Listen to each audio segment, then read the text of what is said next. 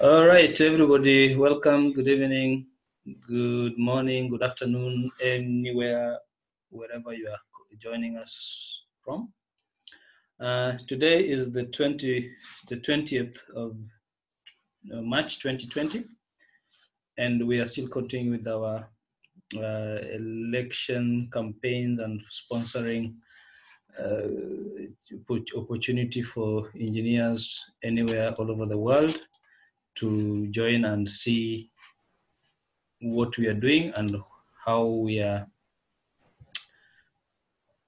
going to have good leaders in the next election. Now, we still ask members and the general public, wherever you are, be a bit cautious on how you go about your life and health. Corona is a disease that affects many people and it's contagious. So if you suspect anything, kindly report to the nearest health worker and use the hotline call lines that have been given for the public and for the government to be able to assist you.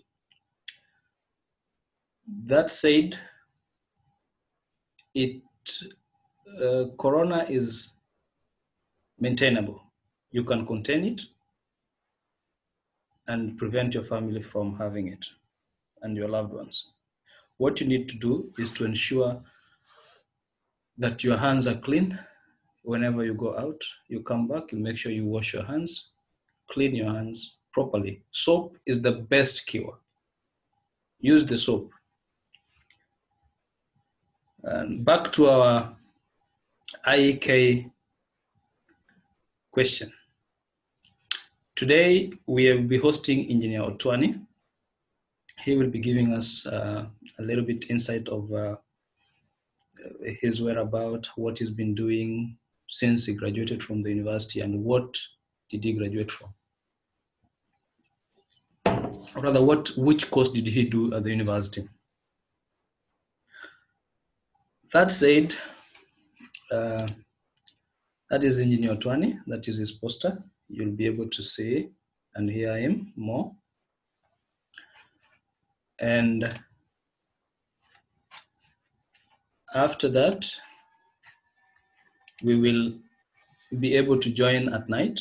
We are officially advertising that IEK presidential debate is going to be online today.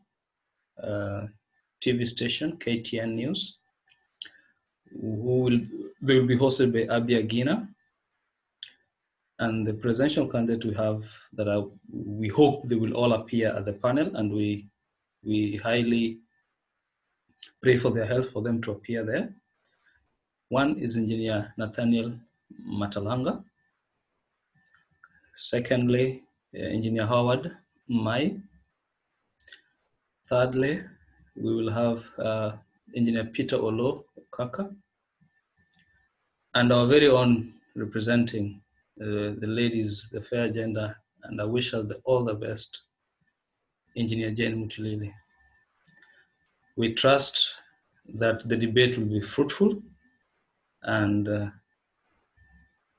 we will have the best out of the contestants. So, everybody, you are requested to tune in immediately after the 9 o'clock news, Kenyan time. Join the panelists, join the contestants, and join Abiagina. So, that said, so far, we have been able to host many contestants, right from presidential. The first person to appear on our webinar was Engineer Nathaniel Matalanga. We had a very long chat with him. We had a non-stop chat with him. That was 1 hour and 40 minutes.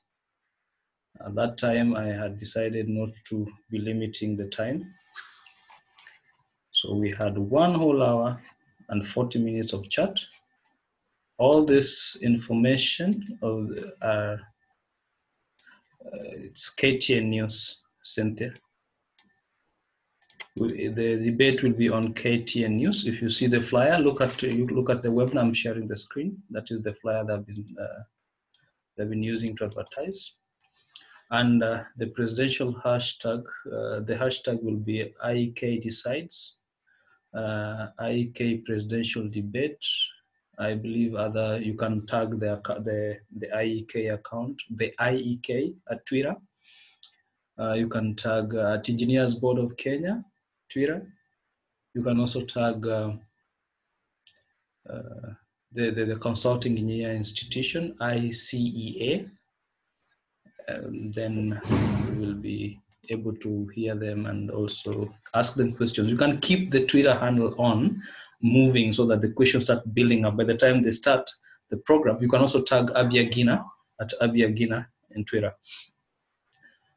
Now, I was saying we have been hosting the contestants, and the contestants have been very much helpful with information, and they have been sharing their manifestos. They have been able to give us more information, the insights of what they're going to do and what we expect of them once they enter the office come 23rd of March.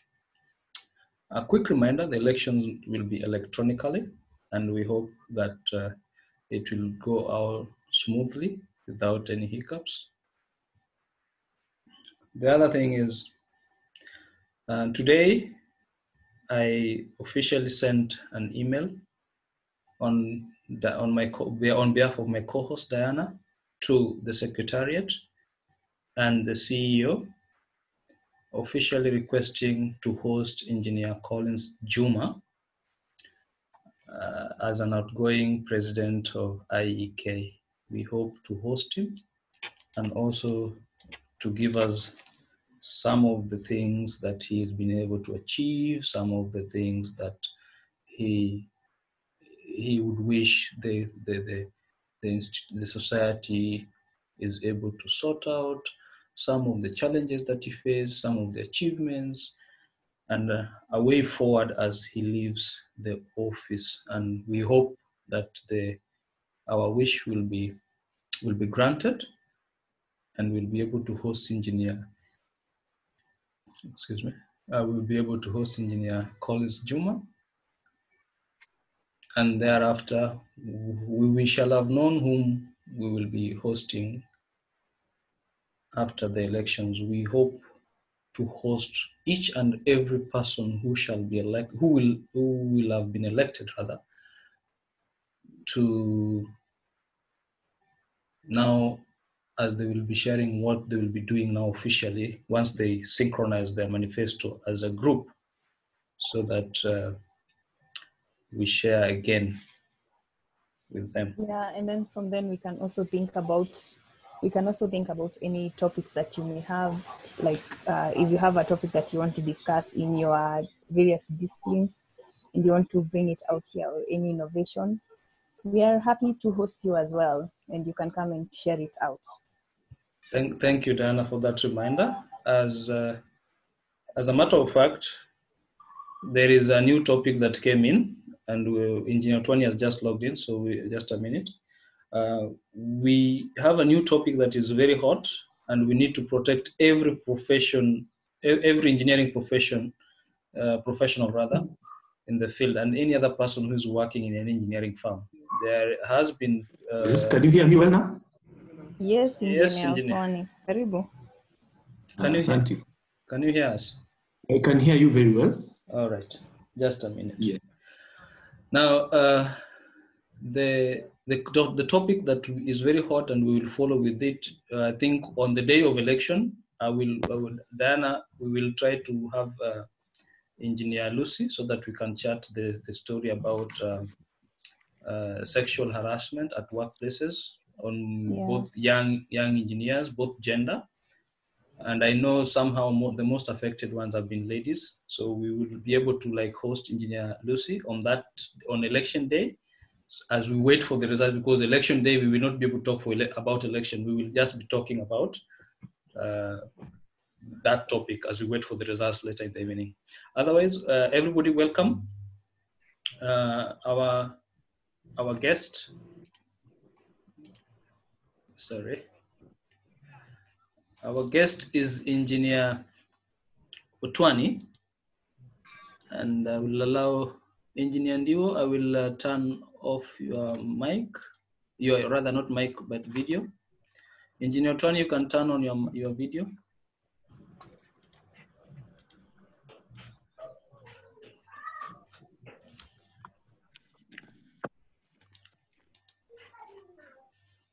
All right, I can see you. Okay. So everybody, welcome Engineer OTWANI, and good evening, Engineer. Today is 20th of March 2020. Our host is Engineer Julius OTWANI. I will hand over to my co-host, who is Diana Mwedanji, to take us to the next stage. Yeah, so thank you, Engineer Ndolo. To this evening, we'll have Engineer OTWANI, who is vying for the Ordinary Council member of the IEK. We definitely wish him all the best. So Engineer OTWANI will be telling us who he is. We have just who he is. Tell us his manifesto. What has he done for IEK before? What is he doing to achieve, and why should we vote for him? And then from then we'll have question time from everyone. So everyone at this moment, everyone who's joining us, thanks for joining us. At this moment, you're expected to mute all your microphones and videos. The only video that should be on is Engineer OTWANI and his only microphone.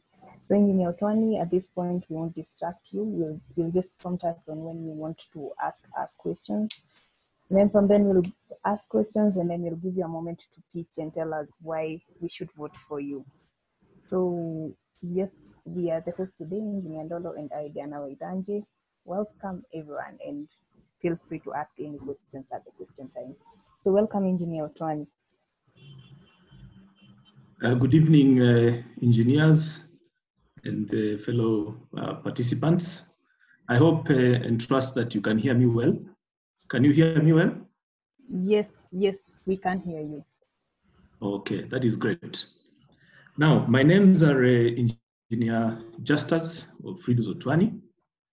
I'm a registered consulting engineer with a bachelor's degree in civil engineering from Jomo Kenyatta University. I have a master's degree in project planning and implementation from Maseno University. I'm currently undertaking a master's degree in transportation planning at Nairobi University. We have just completed our coursework, so project work is what is pending to graduate. I'll move on to expound on my engineering background. And I'll do that by taking you through my engineering or professional journey since I graduated in 1997. First of all, as a student, I was attached to Wanjohi Consulting Engineers that was running a project in Western Kenya, Busia, the Mumias Road project. Hello. Hello? Hello? So Engineer Timothy, please mute your mic. Okay, Hello? sorted. I have sorted him. Continue, Engineer OTWANI, continue. I can continue? Yes. Okay, thank you. Now, my professional journey started at Wanjohi Consulting Engineers, where I worked for 8 years, between 1997 and 2004, and I was involved as an intern, young graduate on several projects. The beauty with Wanjohi Consulting Engineers is that they allowed young graduates to participate actively in their respective projects, and they in fact gave young graduates a lot of assignments that enabled us as young graduates to hone our skills. So at my time at Wanjohi Consulting Engineers, the first project I was involved in was Busia Mumias Road project. From there, I was also involved in a road running from Machakos to Wote. We used to call it Katumani Wote Road Project. Still under Wanjohi, I was involved with design review of a Malilo Tok Tok Road Project. In all these projects, I was assigned various responsibilities. On Mumias Road Project, for instance, I worked as an assistant materials engineer, as an assistant design engineer, and it's at that point that I learned a lot of computer-aided drafting and design. At Malilo Tok Tok project, I actually worked as a materials engineer for that design review. And Katumani Wote project, I honed my skills as an assistant structural engineer. For those who remember very well, the construction industry in Kenya was not very vibrant. It was basically collapsing in early 2000. And that caused a lot of flight of professionals from Kenya to other countries to seek alternative opportunities. I therefore left Kenya in 2005 for other opportunities in South Sudan. So in 2005, I left to Wanjohi Consulting Engineers and joined Howard Humphreys that had some projects running in South Sudan. And these are basically World Food Program, the United Nations World Food Program, that was funding through other donors, in collaboration with other donors, was funding construction of roads to connect population centers within Southern Sudan. And this was largely within Western Equatoria and Lakes region of South Sudan. So in 2005, I was involved in construction of a road between the Ugandan border, Oraba, into South Sudan, some center called Faraksika. At the end of 2005, while still in South Sudan, I got another opportunity to work for Noken Consulting Engineers, who are also running similar projects, also contracted by the World Food Program. I therefore moved to, that time it was a capital of Sudan called Rumbek, before they moved fully to Juba. So I moved to Rumbek, and I was involved in construction of roads linking Rumbek to some centers towards the north called Tonj, and onwards to Wau, towards the north of South Sudan. And thereafter, I was also involved in maintenance of a road between a town called Faraksika to Rumbek. And these are very long distances. The beauty with it is that they did not need a lot of technical expertise per se. What actually took us there was opportunity for income generation. The payments there, first of all, the opportunities there were more than what I could find here. And secondly, the remuneration there was better than the remuneration here in Kenya. For instance, I'll tell you, when I moved to South Sudan, I went to earn about 5 times what I was earning in Kenya. So that was a motivation to move in there, also considering that there were really no opportunities locally. In 2009, around mid-July there, things in Kenya had begun improving. I think from 2007 onwards, during the Kibaki's years, things had started improving. So the construction industry had begun getting more vibrant. And a lot of professionals who had left the country began streaming back to Kenya. I therefore also got another opportunity to work in Kenya. And I moved back to the country in 2009, around July, where I worked for, at that time they were called the Aegis Route. This is basically BCOM with its other sister company. So I got an opportunity to work there on a road from Nakuru to Timboroa. The project name was the Njoro Turnoff Timboroa Road Project. Between 2009, July to the end of 2010. And there I worked as a highway engineer, involved in design review and construction supervision of that project. Then from there, I moved again to Abdul Malik in January 2011. That was another opportunity again to work on a road project from Nyamasaria to Kericho. And there I was working as a structural stroke drainage engineer. I was taking care of all minor and major drainage structures on the project. As you can see, the opportunities were rising. So there was an opportunity to essentially get better terms of service and move, or an opportunity to gain more professional experience in various areas. So I worked at Abdul Malik up to mid-2012. I then left the project because I got another opportunity to work with the CAS consultants on the Isli road projects. This was basically the road from Karioko to the end, to the Armed Forces Gate. We used to call it West Gate. So that was one road link, and there was another road link that connects Jogoo Road in Nairobi onwards to Juja Road. So our task there, and I was in charge of that project, the resident engineer and project team leader. Our task there was essentially to be design review and construction supervision of the dueling of that of those road links. For those who are in Isli earlier, you may recall that those roads were very dilapidated, and there were pools of water all over the place. So we went in and discovered that we needed to do a complete design. So that is what we did.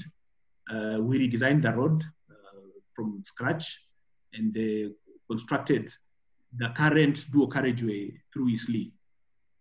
This was a very good project for me because of the many challenges that we faced during project implementation. And in fact, I told myself that if I was able to do that project, then I do not think there's any other project, road project in this country, that I cannot be able to implement. The challenges in Isli ranged from the fact that it is fairly flat, so drainage was a bit of a challenge. We had to design closed drainage systems. If you go to Isli First Avenue today, you may not even realize that there's a drainage system, but there are drains, box drains running beneath that road, which we designed, of course, with the manholes at intervals, where now the surface water drains into that underground closed drain. That was one challenge. And related to it was also the wanton dumping of garbage in Isli, where you construct a drain and you find last night someone came and dumped all the garbage there because garbage collection was being carried out by people, handcarts. So hotels and other establishments will just give their garbage to a handcart. And the handcart guy does not have the capacity to go to the Dandora dump site. So he just dumps it at the nearest location. So, and of course, dumping of garbage in drainage systems results in a blockage of the same. Another challenge was hawkers. Those who've been in Isli know too well that the hawker population there is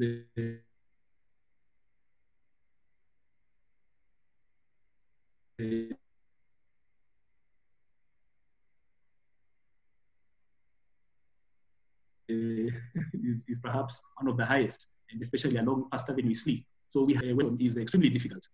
So we had to negotiate. And to be able to surmount these challenges, and let me not forget a critical challenge of relocation of services, because we had both sewer lines, water supply lines, data cables running under our road. And unfortunately, the service providers did not have information, precise information, to for us to be able to determine the actual location existing lines. For instance, Nairobi Water will tell you, we have a sewer line running on the left of the road, but they do not tell you 2 meters to the left or 3 meters to the left. So it's left to you to work carefully and try to determine the location of that pipe and minimize. Because if it's a sewer line, you cannot afford to block it because there'll be a serious public uproar. So that's one of the other challenges we faced, amongst many other challenges like traffic control, both motorized and non-motorized traffic control during construction. To surmount these challenges, we had to ensure that our stakeholder engagement was proper, and how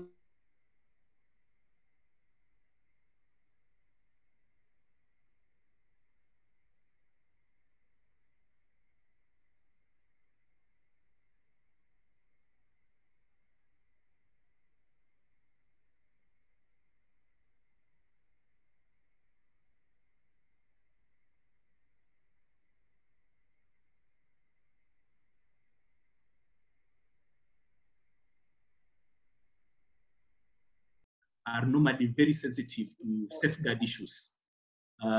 So environmental and social safeguards are critical on those World Bank projects. And issues such as gender mainstreaming, child protection, and other environmental safeguards, including resettlement action plans and so on and so forth. The bank is very strict on that, safety issues.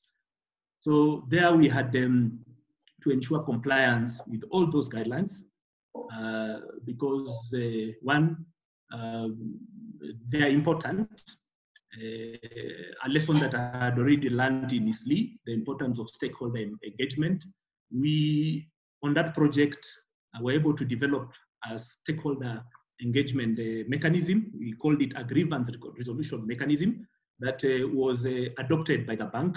And in fact, we were called to sensitize other organizations on use of the same to manage stakeholders.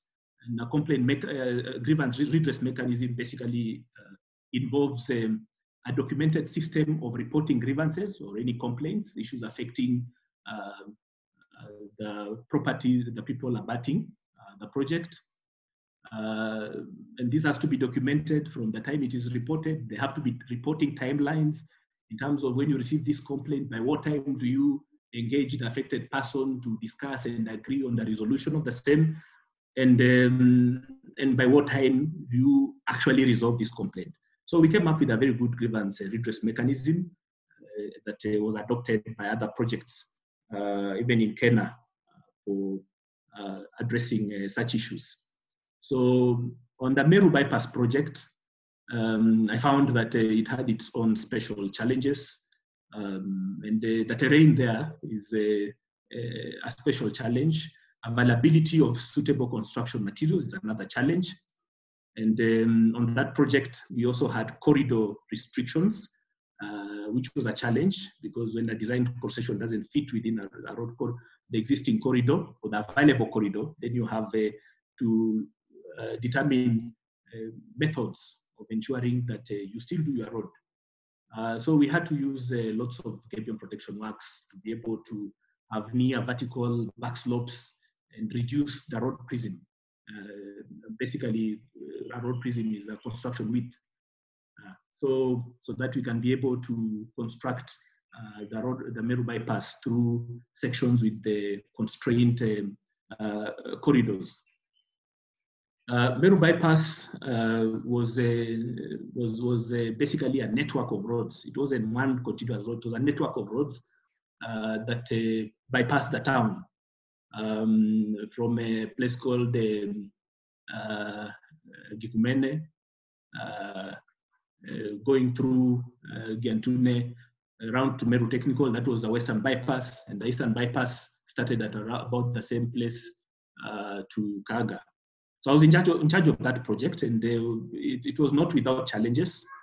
Apart from what I have mentioned, at least there was no sewer line to relocate, but there were numerous water lines to relocate, which we did again by engaging the local community to relocate their own lines and pay them for that work. And it worked very well for us to minimize complaints.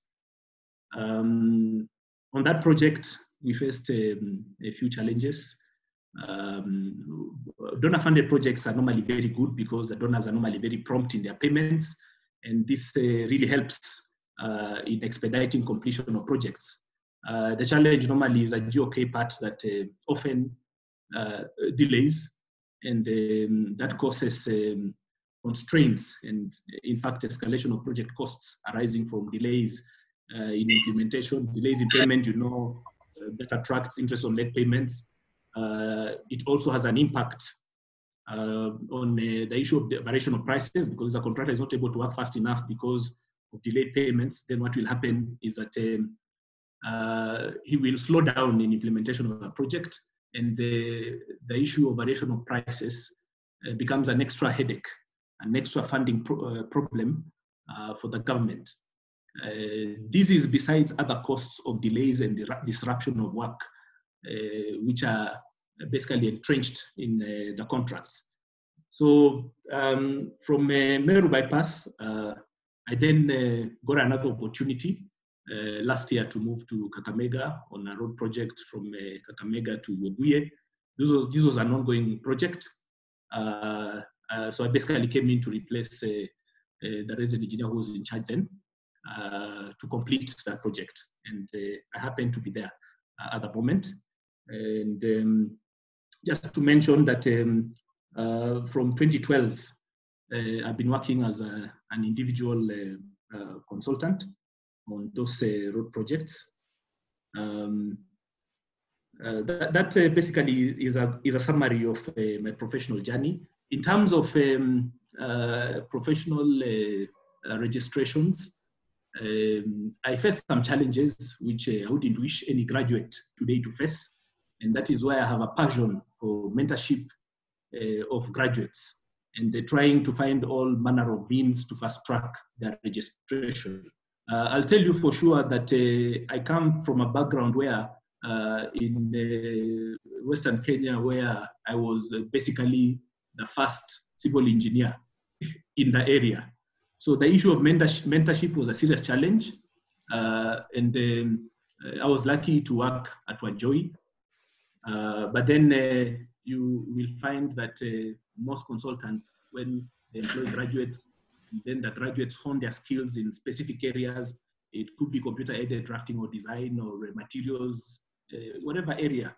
You'll find that there's a tendency to keep you in that specific area for a very long time. And that doesn't help your professional development, because we all know that you need to be all-rounded before you can sit a professional interview. So I got delayed a bit. And I tend to believe that probably if I had better mentorship, probably I would have worked faster to register, but the registration was delayed because of that challenge. And that time, even the current EBK Act that incorporates a training element, graduate engineer internship program, did not exist at that time.